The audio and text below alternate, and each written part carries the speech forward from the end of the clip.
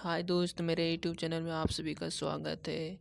आज आर्यभट्ट की जीवनी आज देखेंगे। आर्यभट्ट जी महान पुरुषों में से एक थे, उन्हीं के बारे में आज देखेंगे। अगला वीडियो बाल गंगाधर तिलक जी के बारे में बताए थे। आज आर्यभट्ट महापुरुष के बारे में आज कहानी देखेंगे। चलिए स्टार्ट करते हैं। आर्यभट्ट देख लीजिए, पहले फ़ोटो देख लीजिए।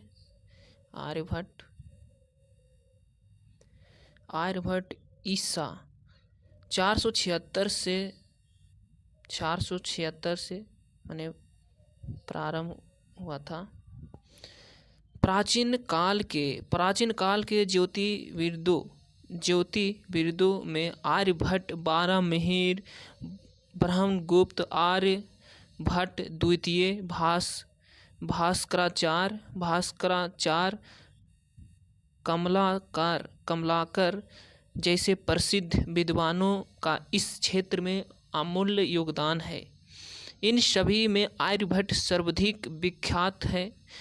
वे गुप्त काल के प्रमुख ज्योतिर्विद थे। आर्यभट्ट का जन्म ईसा 476 में कुसुमपुर, पटना में हुआ था। नालंदा विश्वविद्यालय में उन्होंने शिक्षा प्राप्त की थी। 23 वर्ष की आयु में आर्यभट्ट ने आर्यभट्टीय ग्रंथ लिखा था। इनके इस ग्रंथ को चारों ओर से स्वीकृति मिली थी, जिससे प्रभावित होकर राजा बुद्धगुप्त ने आर्यभट्ट को नालंदा विश्वविद्यालय का प्रमुख बना दिया। आर्यभट्ट की योगदान। पृथ्वी गोल है और अपनी धुरी पर घूमती है, जिसके कारण रात और दिन होते हैं। इस सिद्धांत को सभी जानते हैं, पर इस वास्तविकता से बहुत लोग परिचित होंगे कि निकोलस कोपरनिकस के बहुत पहले ही आर्यभट्ट ने यह खोज कर ली थी। पृथ्वी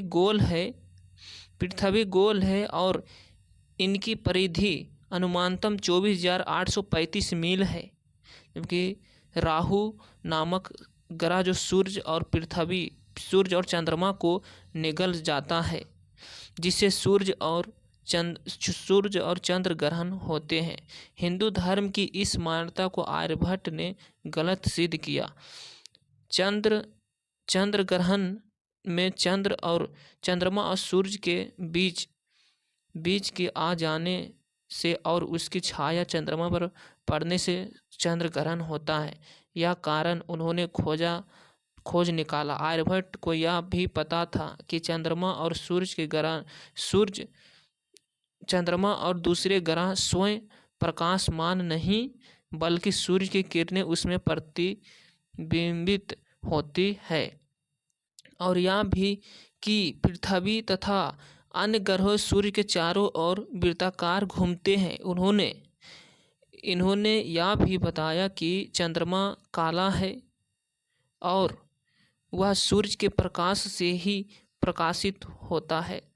आर्यभट्ट ने यह सिद्ध किया कि वर्ष में 366 दिन नहीं, वरना 365.2951 दिन होते हैं। मतलब कि 365.2951 दिन होते हैं। आर्यभट्ट ने बौलिश सिद्धांत, सूर्य चंद्रमा ग्रहण के सिद्धांत, रोमक सिद्धांत और सूर्य सिद्धांत विशेष रूप से महत्वपूर्ण है। आर्यभट्ट द्वारा निश्चित किया वर्तमान टॉलमी की तुलना में अधिक वैज्ञानिक है। गणित में योगदान। विश्व गणित के इतिहास में भी आर्यभट्ट का नाम सुप्रसिद्ध है। खगोल शास्त्र होने के साथ साथ गणित क्षेत्र में भी उनका योगदान अमूल्य है। बीजगणित में भी सबसे पुराना ग्रंथ आर्यभट्ट का है। उन्होंने सबसे पहले पाई की कीमत निश्चित की और उन्होंने ही अब सबसे पहले साइन के कोष्ठक दिए। गणित के जटिल प्रश्नों को सरलता से हल करने के लिए उन्होंने ही समीकरणों का आविष्कार किया, जो पूरे विश्व में प्रख्यात हुआ। एक बाद 11 शून्य जैसे संख्याकों को बोलने के लिए उन्होंने नई पद्धति दी आविष्कार किया। बीजगणित में उन्होंने कई शोधन संवर्धन किए और गणित ज्योतिष का आर्य सिद्धांत प्रचलित किया। वृद्धावस्था में आर्यभट्ट सिद्धांत नामक ग्रंथ की रचना की। उनके 10 गीति सूत्र ग्रंथों का करने ने आर्यभट्टीय नामक से प्रकाशित किया। आर्यभट्टीय संपूर्ण ग्रंथ है। इस ग्रंथ में रेखांगणित, वर्गमूल, घनमूल जैसे गणित की कई बातें के अलावा खगोल शास्त्र की गणनाएं और अंतरिक्ष से संबंधित बातों का भी समावेश है।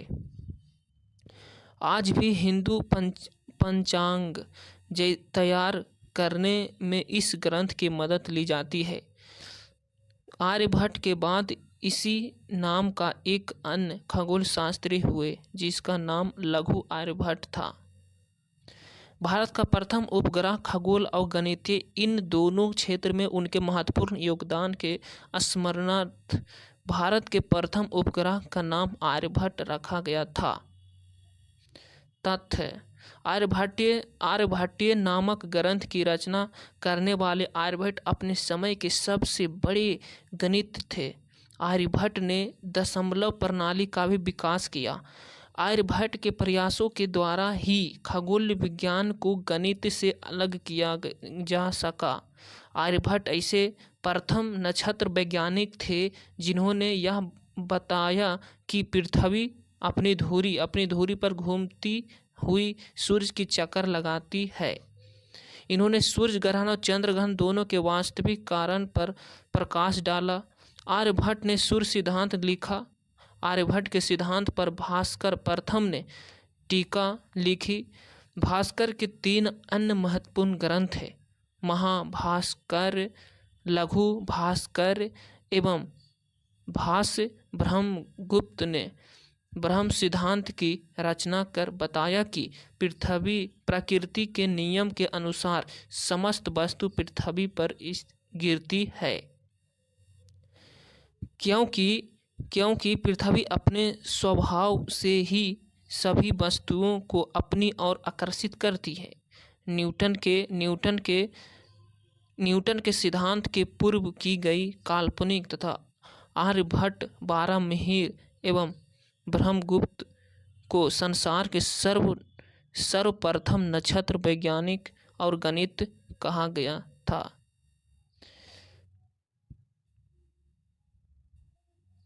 अब मिलते हैं अगले वीडियो में। अभी के लिए जय हिंद।